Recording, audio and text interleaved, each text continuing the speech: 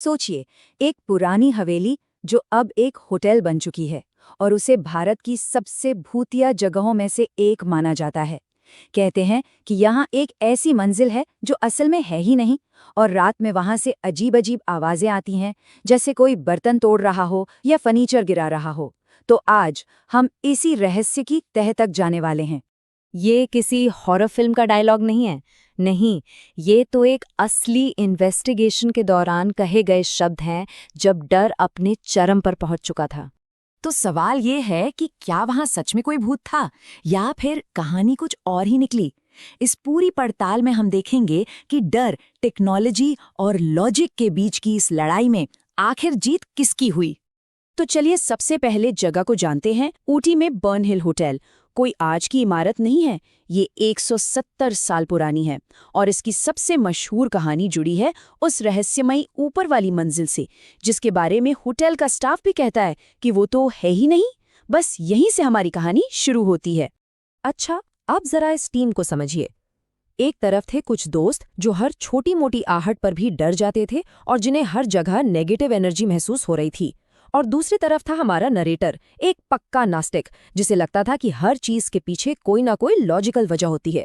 बस इसी टकराव ने इस पूरी इन्वेस्टिगेशन को बहुत दिलचस्प बना दिया। तो जांच का पहला पड़ाव शुरू होता है टेक्नोलॉजी से। टीम अपने साथ एक बहुत ही खास डिवाइस लेकर आई थी, जिसका इस्तेमाल ऐसी असाधारण हरकतों का पता लगाने के लिए किया जाता है। ये है ईएमएफ रीडर। अब ये चीज करती क्या है? ये इलेक्ट्रोमैग्नेटिक फील्ड को नापती है। घोस्ट हंटर्स का मानना है कि जहां भी कोई भूत प्रेत होता है, वहां की एनर्जी में अचानक से एक उछाल आता है और ये डिवाइस उसी उछाल को पकड़ लेता है। और फिर जैसे ही टीम होटल के सबसे बदनाम कमरे रूम नंबर 105 में पहुंची, वही हुआ जिसका सबको थोड़ा बहुत अंदाजा था। ईएमएफ रीडर की सुई सीधे रेड जोन में चली गई। एक पल के लिए तो ऐसा लगा कि हाँ, कुछ तो है यहाँ। पर यहीं पर कहानी में एक ट्विस्ट आता है। जहां बाकी लोग इसे भूत का पक्का सबूत मान रहे थे, वहीं नरेटर ने एक छोटा सा टेस्ट किया। उसने उसी डिवाइस को एक हेयर ड्रायर के पास रखा और वो फिर से रेड जोन में पहुंच गया।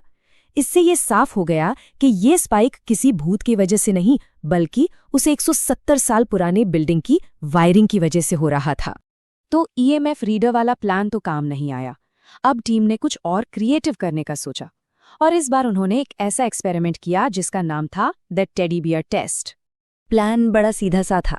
वो लोग एक टेडी बेयर को पास के जंगल में एक पेड़ पर काफी ऊंचाई पर रख देंगे, फिर रात में आत्माओं को बुलाने की कोशिश करेंगे। लॉजिक ये था कि अगर कोई आत्मा है तो वो इस खिलौने से कोई ना कोई छेड़छाड़ जरूर करेगी। अगर सुबह तक वो टेडी अपनी जगह से हिला भी तो ये एक बहुत बड़ा सबूत होगा।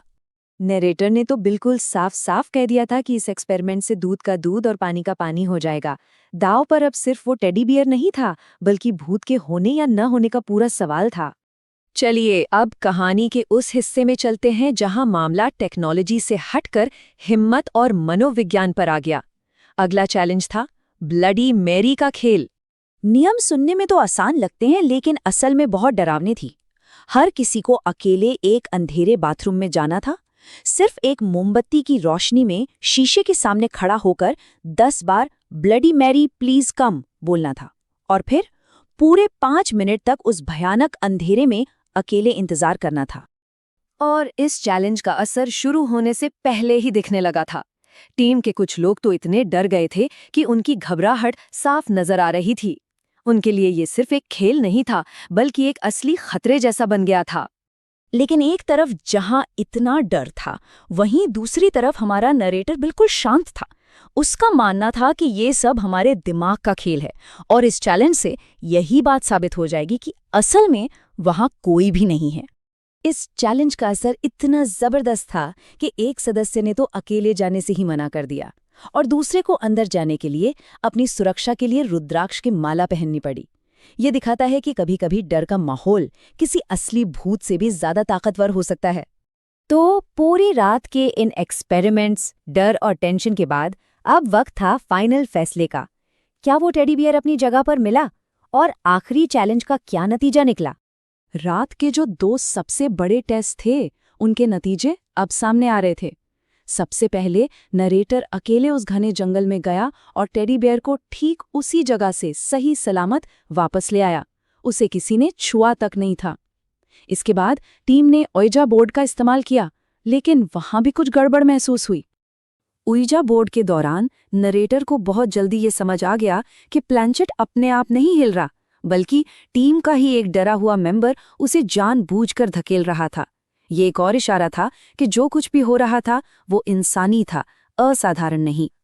तो इतनी सारी चीजों के बाद, हाईटेक गैजेट्स, डरावने रिचुअल्स, जंगल में टेडी बेयर, इन सब के बाद हम वापस उसी एक सवाल पर आते हैं, क्या बर्न हिल होटल सच में हॉन्टेड था?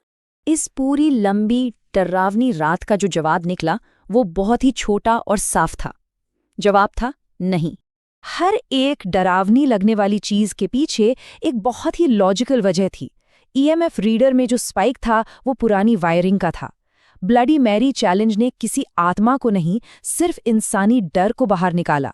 टेडी बियर को किसी ने हाथ नहीं लगाया और उइजा बोर्ड को भी एक इंसान ही हिला रहा था। तो अगर वहां कोई भूत नहीं था तो फिर वो क्या था?